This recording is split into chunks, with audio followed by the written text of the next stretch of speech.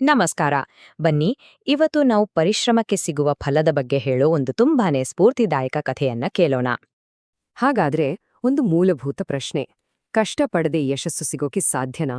ಈ ಪ್ರಶ್ನೆಗೆ ಉತ್ತರ ಹುಡುಕ್ತಾ ಒಂದು ಸಣ್ಣ ಹಳ್ಳಿಯಲ್ಲಿ ನಡೆದ ಒಂದು ಅದ್ಭುತ ಕಥೆಯೊಳಗೆ ಹೋಗಿ ಬರೋಣ ಬನ್ನಿ.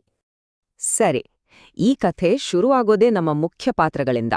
ಅವರ ಪರಿಚಯದ ಜೊತೆಗೆ ಅವರ ನಡುವೆ ಇದ್ದ ಒಂದು ದೊಡ್ಡ ಭಿನ್ನಾಭಿಪ್ರಾಯದಿಂದ. ಇಲ್ನೋಡಿ, ಇವನೇ ನಮ್ಮ ಕಥೆಯ ನಾಯಕ ರಾಘವ. ಅವನಿಗೆ ಆಟ ಅಂದ್ರೆ ಪ್ರಾಣ. ದಿನವಿಡೀ ಆಟದಲ್ಲೇ ಕಾಲ ಕಳೆಯೋದು. ಇನ್ನೊಂದ್ ಕಡೆ ಅವನ ತಂದೆ, ಹೊಲದಲ್ಲಿ ಬೆವರು ಸುರಿಸಿ ದುಡಿಯೋ ಒಬ್ಬ ಕಷ್ಟಜೀವಿ ರೈತ. ನೋಡಿ, ಇವರಿಬ್ಬರ ಯೋಚನೆಗಳು, ದಾರಿಗಳು ಸಂಪೂರ್ಣ ಬೇರೆ ಬೇರೆ. ಒಂದು ದಿನ ತಂದೆ ಮಗನಿಗೆ ತುಂಬಾನೇ ಮುಖ್ಯವಾದ ಸಲಹೆ ಕೊಡ್ತಾರೆ. ಅವರು ಹೇಳ್ತಾರೆ, ನೋಡಪಾ, ಪರಿಶ್ರಮ ಪಟ್ರೆ ಮಾತ್ರ ಜೀವನದಲ್ಲಿ ಸುಖ ಸಿಗೋದು. ನೀನು ಈಗ್ಲೇ ನನ್ನ ಜೊತೆ ಸಹಾಯಕ್ಕೆ ಬರ್ಬೇಕು ಅಂತ. ಆದ್ರೆ ಪಾಪ, ರಾಘವನಿಗೆ ಆ ಮಾತುಗಳು ಒಂದು ಕಿವಿಯಿಂದ ಬಂದು ಇನ್ನೊಂದು ಕಿವಿಯಿಂದ ಹೊರಟೋದ ಹಾಗೆ ಆಯ್ತು. ಅದನ್ನ ಅವನೇನು ಅಷ್ಟಾಗಿ ತಲೆಗೆ ಹಾಕ್ಕೊಳ್ಳೇ ಇಲ್ಲ. ಆದ್ರೆ ಅವರ ಜೀವನದಲ್ಲಿ ಮುಂದೆ ಒಂದು ದೊಡ್ಡ ಸವಾಲು ಎದುರಾಗತ್ತೆ. ಇದು ಅವರ ಬದುಕಿನ ದಿಕ್ಕನ್ನೇ ಬದಲಿಸ್ಬಿಡುತ್ತೆ. ಏನದು ಅಂತ ನೋಡೋಣ ಬನ್ನಿ. ಯಾರೂ ಊಹಿಸಿರದ ಒಂದು ಸಂಕಷ್ಟ ಎದುರಾಗುತ್ತೆ. ಆ ವರ್ಷ ಮಳೆನೇ ಬರ್ಲಿಲ್ಲ. ಜೀವನ ಒಮ್ಮೆಲೆ ಕಠಿಣವಾಗಿ ಹೋಯ್ತು. ಇಡೀ ಹಳ್ಳಿ ಬರಗಾಲದ ಕರಿನೆರಳಲ್ಲಿ ಸಿಲುಕ್ಬಿಟ್ಟು. ಪರಿಸ್ಥಿತಿ ಹೇಗಿತ್ತು ಅಂದ್ರೆ ದಿನದಿಂದ ದಿನಕ್ಕೆ ಇನ್ನೂ ಕೆಟ್ಟದಾಗ್ತಾ ಹೋಯ್ತು. ಆಕಾಶದಿಂದ ಒಂದು ಹನಿ ನೀರು ಸಹ ಬೀಳ್ಲಿಲ್ಲ. ಕಣ್ಣಿಗೆ ಹಬ್ಬದಂತಿದ್ದ ಹಸಿರು ಹೊಲಗಳೆಲ್ಲ ಒಣಗಿ ಬರಡಾಗ್ಬಿಟ್ವು. ಊರಿನ ರೈತರೆಲ್ಲ ಕೈಚಲಿ ಕೂತಿದ್ರು.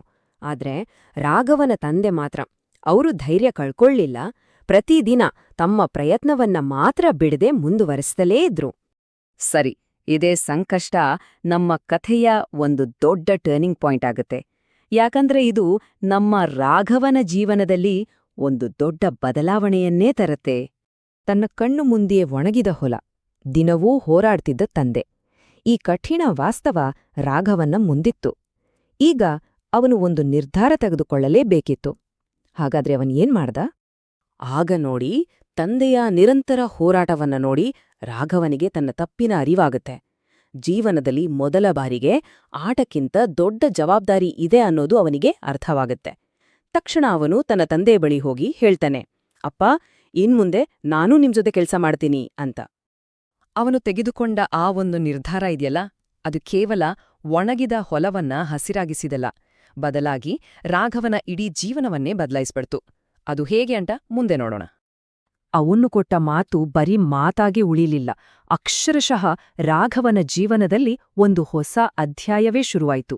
ಆ ದಿನದಿಂದ ಅವನು ಒಂದು ದಿನವೂ ತಪ್ಪಿಸ್ದೇ ಪ್ರತಿದಿನ ತಂದೆಯ ಜೊತೆ ಹೊಲಕ್ಕೆ ಹೋಗಿ ಕಷ್ಟಪಟ್ಟು ಕೆಲ್ಸ ಮಾಡೋಕೆ ಶುರು ಮಾಡ್ದ.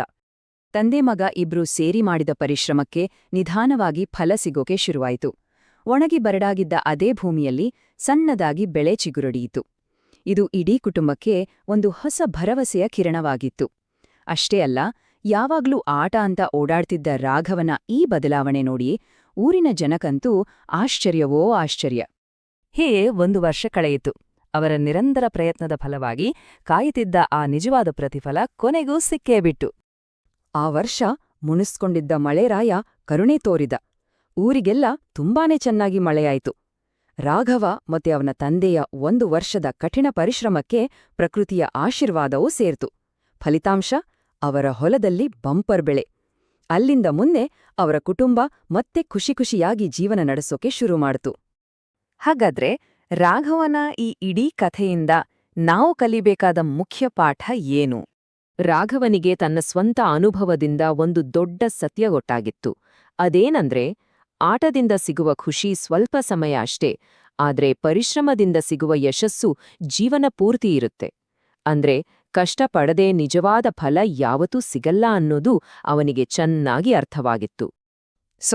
ಈ ಇಡೀ ಕಥೆಯ ನೀತಿ ಇಷ್ಟೇ: ದೃಢವಾದ ಪರಿಶ್ರಮ ಮತ್ತು ಕುಗ್ಗದ ಧೈರ್ಯ ನಮ್ಮ ಜೊತೆಗಿದ್ರೆ ಎಂಥದ್ದೇ ಕಷ್ಟ ಬರ್ಲಿ, ಅದನ್ನ ನಾವು ಖಂಡಿತವಾಗಿ ಮೀರಿ ನಿಲ್ಬಹುದು. ನೋಡಿ, ರಾಘವನ ಈ ಕಥೆ ನಮ್ಮೆಲ್ಲರನ್ನೂ ಒಂದು ಕ್ಷಣ ಯೋಚನೆ ಮಾಡೋ ಹಾಗೆ ಮಾಡುತ್ತೆ. ನಮ್ಮ ಜೀವನದಲ್ಲಿ ಬರೋ ಸವಾಲುಗಳನ್ನ ಗೆಲ್ಲೋಕೆ ಈ ಪರಿಶ್ರಮ ಅನ್ನೋದು ಎಷ್ಟು ಮುಖ್ಯ ಅಲ್ವಾ?